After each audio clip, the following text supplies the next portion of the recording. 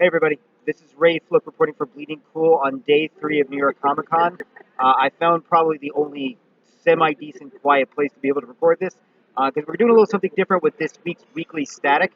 We're going to be going over some question and answers from things that you guys submitted on social media. I put word out there on Instagram, on Facebook, and on Twitter for you guys to send me your recommendations, your questions, your comments, your thoughts, stuff you like, stuff you don't like. So I was able to compile them together. I'm going to address a couple of them here. It's a nice, subtle way for us basically to say that we're really, really busy with New York Comic Con, but we're going to make sure that we don't stop paying attention to you guys. So we're going to go with our first question and or comment from Sid Goldberg on Facebook, who recommends Rick and Morty. For those of you who don't know, Rick and Morty just had its 3rd season finale about a week. I think it was just this past Sunday, was it? I might be off. My calendar's a little bit screwy. Interestingly enough, one, it's the highest rated show on Adult Swim. It's blowing all Nielsen ratings for the season finale. Today, as we speak, I think there's people who are enjoying Szechuan sauce from participating McDonald's. It's just a quality show. For those of you who don't know Rick and Morty, think of it as Back to the Future if Doc Brown had no moral compass and a strange, incredibly strong sense of superiority. So if you haven't checked out Rick and Morty, please do. Sid, thank you for that recommendation. That was awesome. We're going to take a look at our second one. Our second one comes from John DeFalco, who recommends a number of series. Fargo, House of Cards, Legion, Black Mirror, Westworld, Seamless, and Mr. Robot. Some of them I'm watching. Some of them I wish I'd started watching. Mr. Robot's one of those shows I'm going to actually catch up on that. I really wish I had the opportunity to stay with that, but unfortunately I didn't because I guess I think it was one of the, well, we'll talk about it in a few minutes, but it just didn't make my quote-unquote cut. But it's one of those shows I definitely want to catch up on again. House of Cards is amazing. Fargo, I need to watch this most recent season, but I've been a big fan since the show came on. I'm also a huge lover of the film from the Coen brothers. And Black Mirror, I've watched 2 episodes of Black Mirror. It's incredibly intense. Is the best way to put it. So great recommendations, John. I really appreciate it. John also had a question and a comment, and this was something I received from a number of people. I'm going to give John credit, but there were quite a few. They wanted to talk about television and the differences in television. And I will say, as somebody who goes by the moniker of Old Man Geek, television today is dramatically better than it's ever been. The reason why is because you have so many choices and so many options. You're no longer stuck to just ABC, NBC, CBS, and well, then eventually Fox. But you have Hulu, you have Amazon, you have Netflix, you have other streaming services, you have streaming services that the cable companies are putting out. You have cable, which has basic cable, and then you have premium cable. So you have all of these entities that are buying for original product. They're looking for original programming to put on there. They're no longer just airing repeats. So that means there's a better opportunity for things to get on the air that they may not have gotten 20, 30, 40 years ago. And it's not just recent. I mean, again, can you imagine a show like Breaking Bad on in the 80s? When Hill Street Blues was considered to be the most cutting edge of television. So I think, the difference is that fact that broadcast television is constantly playing catch up to what basic cable and the streaming services can do. I mean, I know it's crazy to say this, but to be able to do violence and sex and cursing, not over the top, but to add to the reality of a series makes a big difference. I mean, you have something on CBS will go through the FCC and 90 apologies if they drop one F bomb. American Horror Story, I think, has dropped like double-digit number of F bombs just in this one season alone. Again, I think it's a golden age because we have so many more options that give us so many other things to consider. And I wanted to touch upon this before. We get to a point now, excuse me.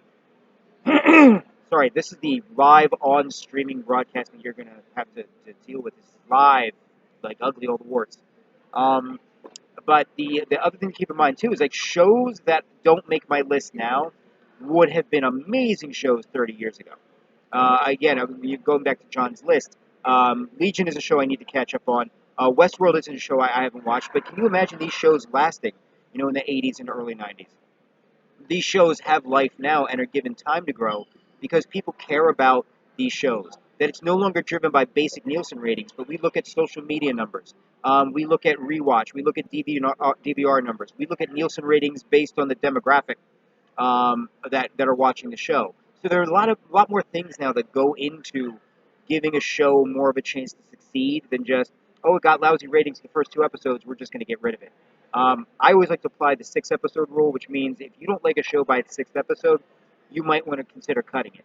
Up until then, unless it is just ragingly horrible, give it a little bit of a chance. You'd be surprised. There are a lot of shows out there that start off slow and then by midpoint just really catch fire and keep going on. Okay, thank you guys for all that. Next up is Carl Ublauer on Facebook also. He recommended The Ranch, which is on Netflix, starring Ashton Kutcher, Danny Masterson, Sam Elliott, and Deborah Winger. First off, a hell of a cast. You've got a little mini That 70s Show reunion. You've got Sam Elliott, and you can't really go wrong with that. And Deborah Winger, again, just an amazing, versatile actress. I haven't watched the series.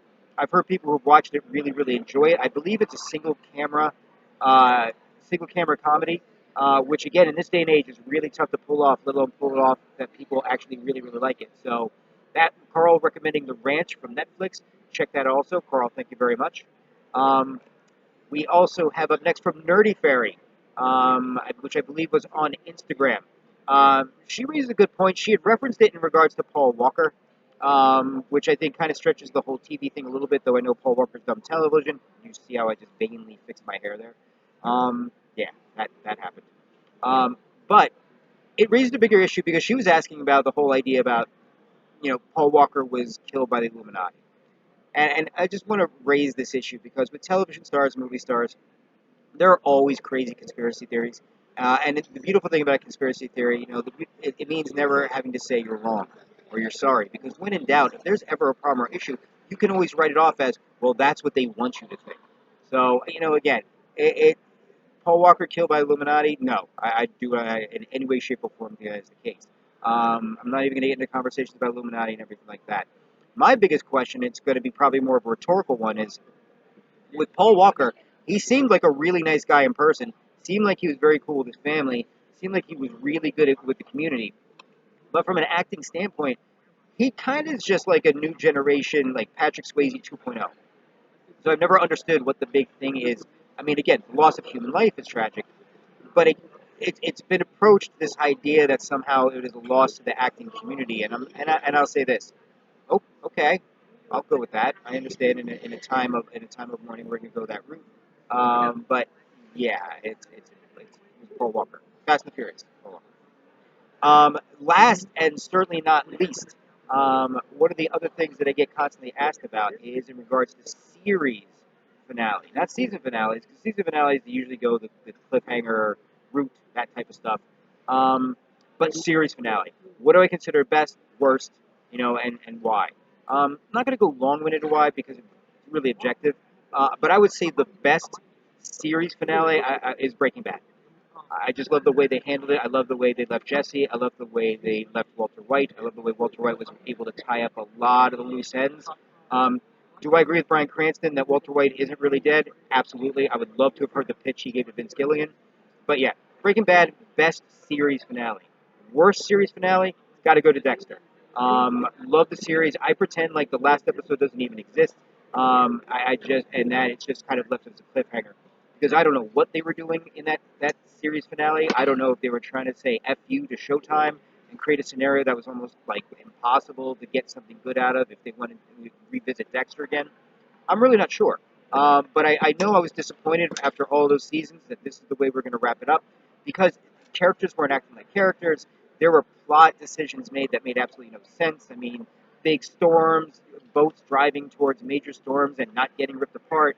There was just, and Dexter as a lumberjack at the end. It's like, please. The wild card that I particularly love was the series finale for Lost, because I just like this idea that they kept to their promise. It wasn't aliens, it wasn't a dream or anything like that. Everything happened, and yet there was just this fixed point of, for lack of a better phrase, purgatory, where they could all eventually meet, depending on where their specific stories end, and then move on to whatever the next aspect's going to be.